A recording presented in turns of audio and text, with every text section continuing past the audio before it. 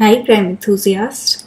This is your host Ishita, and the story I have for you today is about an indigenous family who vanished without a trace from northern British Columbia 34 years ago, leaving behind only questions, heartbreak, and a mystery that remains unsolved to this day.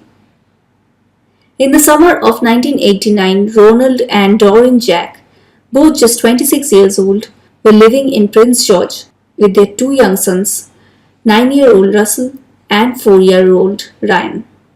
The family had been struggling financially after Ronald suffered a back injury that forced him out of work. With limited options and living on welfare, they were eager for a fresh start. That opportunity seemed to arrive when a man approached them with an offer: jobs at a remote logging camp. Ronald would work as a woodcutter, Doran as a cook's helper. The offer even included daycare arrangements for their children, an unusually thoughtful detail that made the proposition seem all the more genuine. But there was a catch. The job site was located roughly 40 kilometers away, and the family didn't own a car. The man offered to drive them there that very night. In the early hours of August 2nd, 1989, Ronald made a final call to his mother, letting her know they were leaving. That was the last time anyone ever heard from them. A witness later recalled seeing the family getting into a dark colored pickup truck. They were supposed to be gone just for 2 weeks, but the Jacks were never seen again.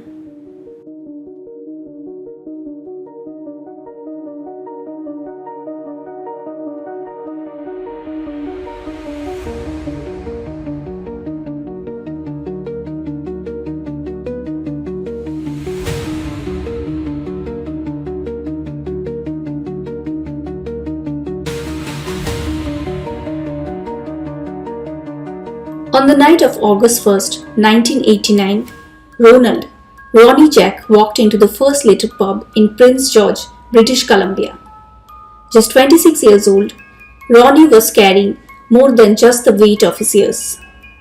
He was a young father under immense pressure.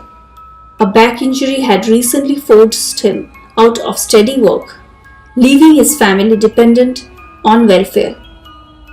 That night, he was looking momentarily escape the stress and uncertainty that had come to define his daily life.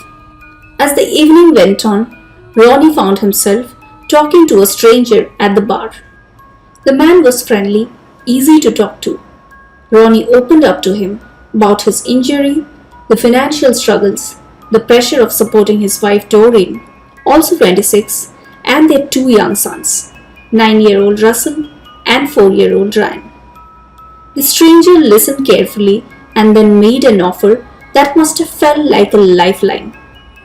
He claimed to have connections at a nearby lodging camp where jobs were available immediately. Ronnie could work as a woodcutter, Doran could help out in the kitchen, and incredibly, the camp even had a childcare facility for their boys. It was everything the young family needed: employment, housing, and care for their children, all in one place. What was supposed to be a chance encounter began to feel like fate. Ronald Jack didn't own a car. So, after speaking to the stranger, he walked back to his modest home to share the news with Doreen. Whether it was hope, desperation, or mixture of both, the couple quickly began packing their belongings. It wasn't a permanent move. They'd only be gone for about 2 weeks. Ronnie told his mother during a phone call placed around 1:30 a.m.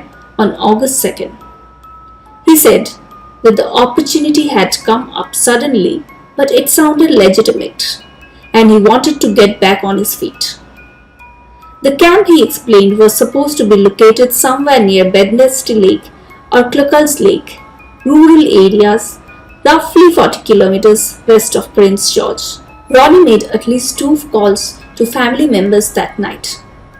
It was clear he wanted them to know where he was going and that it wasn't meant to be a goodbye.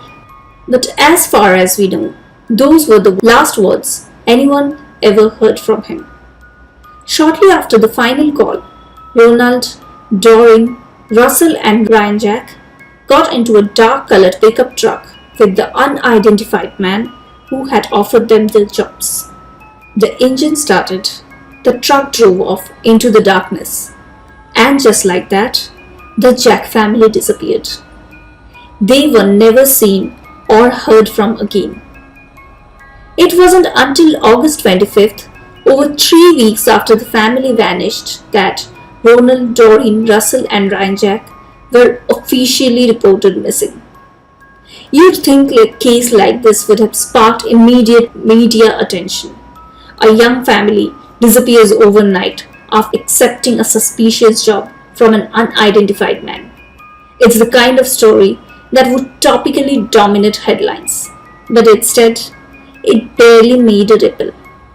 For reasons still unclear, though many believe that it was due in large part to the fact that the Jacks were an indigenous family. Their disappearance was met with an eerie silence from both the press and the authorities. Even when the case was mentioned in the local news, it was mishandled.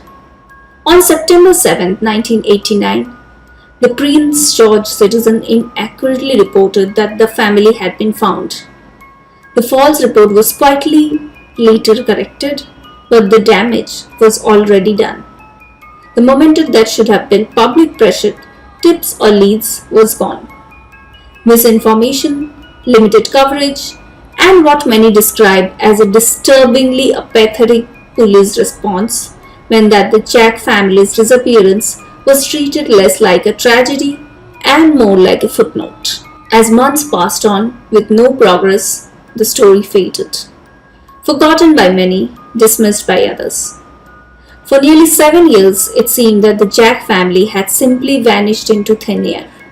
Their case, lost in the growing pile of unsolved disappearances, particularly those involving indigenous people.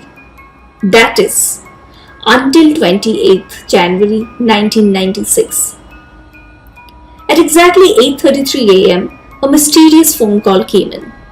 It would reignite the case and open up even more questions. The call came without warning. On the morning of January 28, 1996, nearly 7 years after the Jack family vanished, a chilling message was left on the tip line. The voice was male, calm but cryptic, and what he said was brief and haunting. The Jack family are buried in the south end of Inaudible Ranch. That was it. No name, no details, just a single cryptic sentence. The audio is still available today, cuts off just enough to leave the location unclear, almost like a cruel joke or a riddle waiting to be solved. Authorities quickly traced the call. It had come from a home in Vanderhoof, a small town west of Prince George. But when they arrived, they found not a suspect, but a house party. Music, drinks, and a crowd of people. No one admitted to making the call. No one even have claimed to heard it being placed. Whether the caller slipped away before police arrived or was hiding in plain sight among the partygoers, what we do know is that whoever made that call never came forward again. It was the last known clue in the disappearance of Ronald, Doreen, Russell and Ryan Jack. And just like every other lead in this case, it led nowhere. She was just 23 years old when her sister, Doreen, vanished. To this day, Marlene Jack remembers the phone call, the last one anyone in her family ever received from Doreen and her husband, Ronnie. And she remembers what came after it even more vividly, the silence. It was August 1989 when the Jack family disappeared. Doreen, Ronnie and their 2 children. One minute they were in Prince George, British Columbia, trying to make ends meet doing what so many families do, just holding it together. And then, in the blink of an eye, they were gone. No goodbyes, no evidence, no bodies. Just a promise of a better life from a man offering work at a lodging gap, a late night ride in a dark colored truck that led to nowhere. That was the last time anyone ever saw them.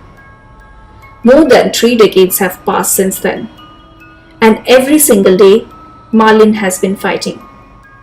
Fighting to keep her sister's name from being forgotten, to bring attention to a case like so many involving indigenous families was quickly pushed aside.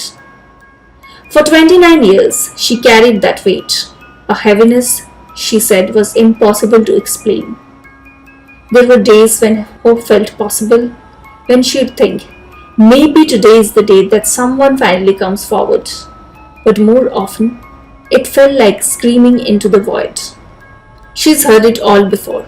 We're still working on it, we're reviewing the files, we're hopeful something will come up. But nothing ever does. And still, she pushes forward. In 2017, Marlene testified at the National Inquiry into Missing and Murdered Indigenous Women and Girls. She stood before commissioners in Smithers, British Columbia, and told her family's story. It wasn't just for Doreen, Ronnie, and the boys.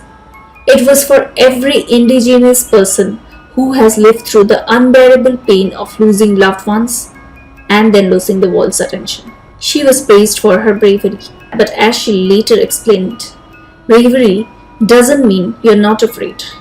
It just means you do it anyway, because someone has to. The pain never disappeared. It just changed shape. It became something she learned to live with, to carry, even as it weighed her down. Years later, a strange development appeared. The RCMP issued a new public plea, asking for an anonymous tipster to come forward. According to investigators, someone had contacted a third party, first by phone, then by email, and that information had eventually reached law enforcement. They won't say what the tip was or when it was given, only that the information could be vital, and that they urgently want to speak to the person directly. Could this be the lid that finally breaks the case open? Marlene wants to believe it, but she's been here before. She knows what hope feels like, and she knows what happens when it runs dry. Even now, decades later, officials in Prince George say they care. The coroner told her they pray for the family, but Marlene isn't seeking prayers. She's asking for action. Because of sympathy without movement, that's just noise. She wants her sister and her family to come home. She wants a grave to visit, a resting place, a moment of closure, something she had never been allowed. Every year, the anniversary brings the same question. Is it just another year of waiting? Or the year that something finally changes? 29 years and she still waits. And though she's tired, bone tired, she keeps going. Because if she doesn't fight for Doreen, Ronnie, Russell and Ryan, who will? Over the years, many theories have circulated about what might have happened to the Jack family. Some grounded in the harsh realities of the wilderness, others dark and unsettling. But none have led to answers. None have brought them home.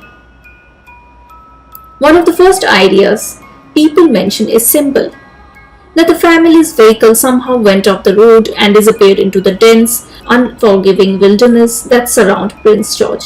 The thick forests and rough terrain make it all too easy for a car to vanish without a trace, especially before modern GPS and self-service were commonplace. But there is a problem with this theory that makes it less likely than it might seem at first. The Jack family didn't own a car. They weren't traveling on their own that night. Instead, they left in a vehicle driven by the mysterious man who had come knocking on their door offering Ronnie a job. So, if the vehicle did veer off the road, the man would have disappeared too. Yet, there was no record of him vanishing, no missing persons report, no frantic relatives searching. And what about the lodging camp itself? When the police dug into that lead, they reached out to every camp and ranch they could find in that area. Bednesty Lake, Clucker's Lake, and beyond. But no one knew anything about the camp, the job, or the man who had offered it. It was as if the whole thing was a ghost story.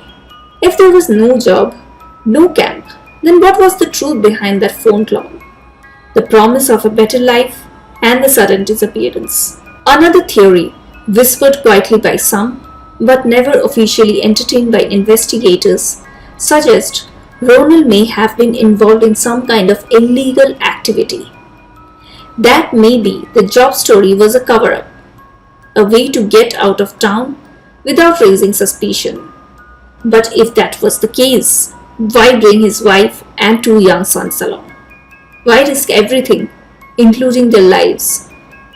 No evidence supports this idea, and this doesn't fit the man who knew him, remember, a quiet, hard-working father just trying to provide for his family. The most chilling and heartbreaking theory is one that Marlene Jack, Doreen's sister, has grappled with every day for nearly 3 decades. That Ronald and Doreen were deceived. That the stranger who came to their door wasn't offering hope. He was laying a trap. There was no job, no camp, no future. Only a lie. A lie crafted to lure the Jack family out of their home and into the unknown. The stranger who offered them this opportunity remains unidentified to this day. He has never been found, never questioned. His motives, his identity, all remain mysteries. And until those questions are answered, the fate of the Jack family will remain one of Canada's most haunting disappearances. A family of 4, swallowed by silence, gone without a trace. This case is deeply tragic, one that lingers into the minds of those who hear it long after the facts has been laid out. It's set in British Columbia, Canada, vast and a wild place where the RCMP or Mounties handle cases just like this. But despite their efforts, the Jack family's disappearance remains a haunting mystery. When I think about the job offer, the one that Ronald received from that unidentified man that fateful night, it's simply hard to dismiss it as a complete fabrication. There were witnesses to the conversation. It really happened. The man offered Ronald a lodging job, promising a chance at a better life. Yes, your wife would have a job too, and there's childcare for the kids. There's no reason not to accept this job. It sounds almost too good to be true, and that's exactly what it was. But here's where the mystery thickens. Was Ronald the actual target? Or was the man after something or someone else?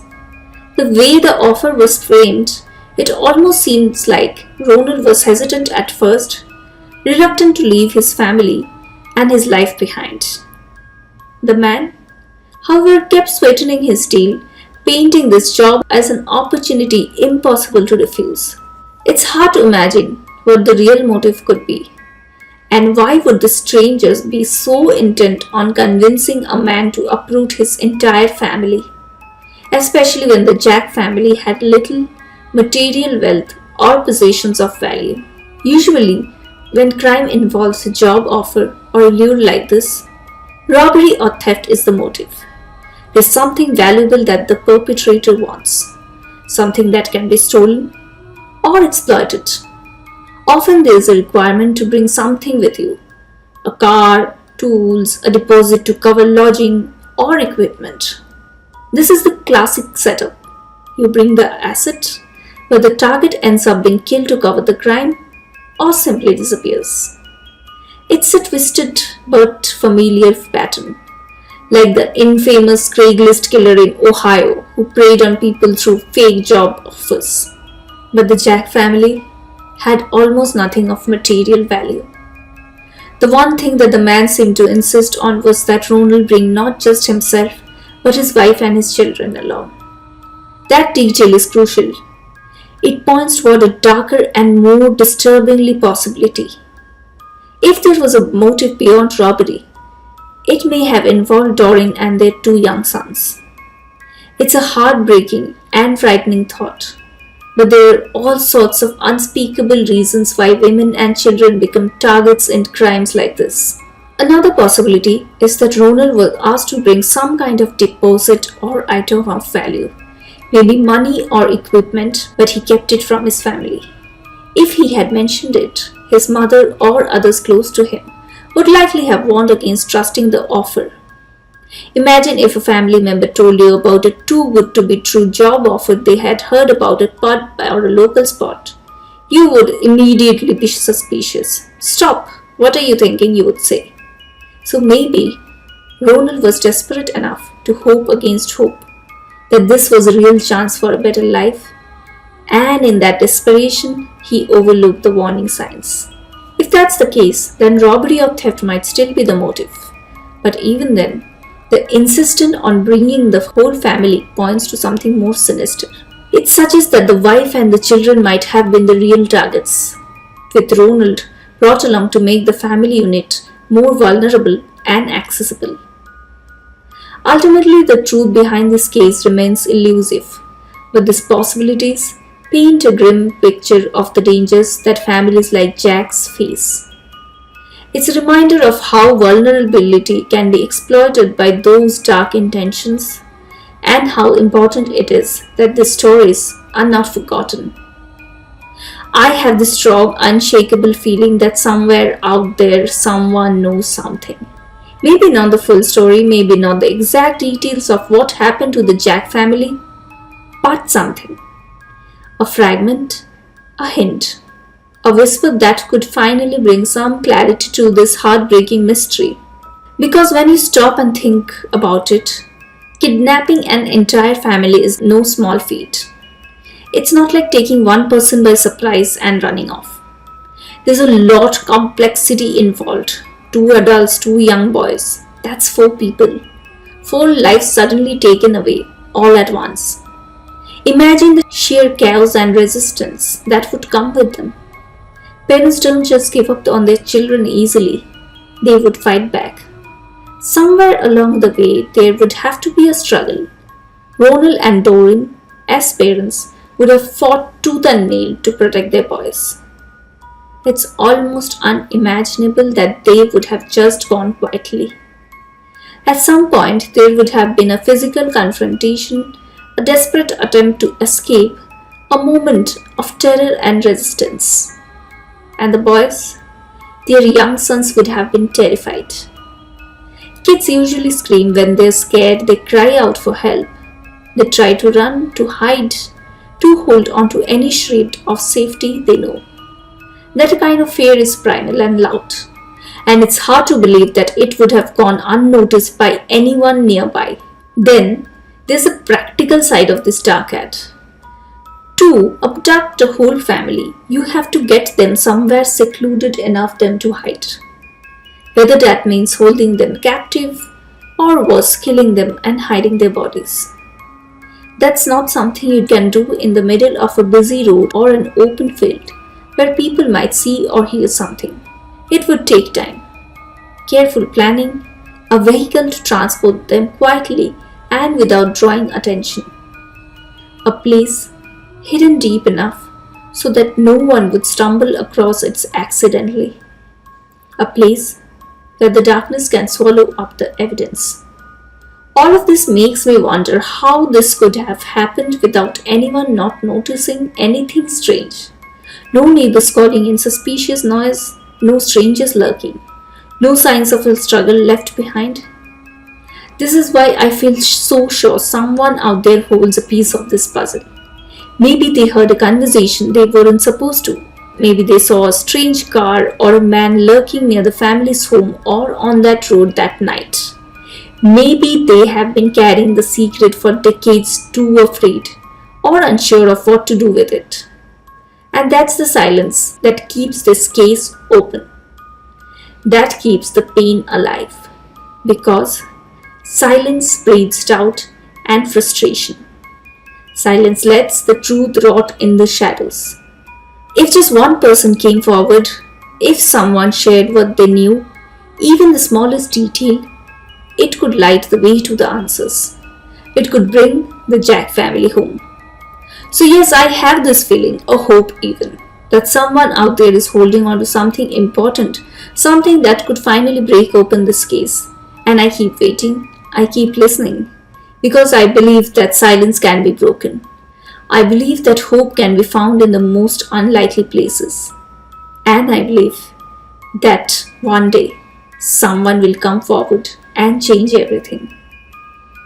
The investigation into missing Indigenous people across Canada has uncovered a deeply painful and unsettling truth.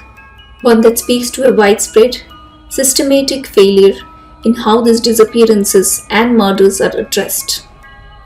According to a 2014 RCMP report, over 1,200 Indigenous women were recorded as missing or murdered between 1980 and 2012.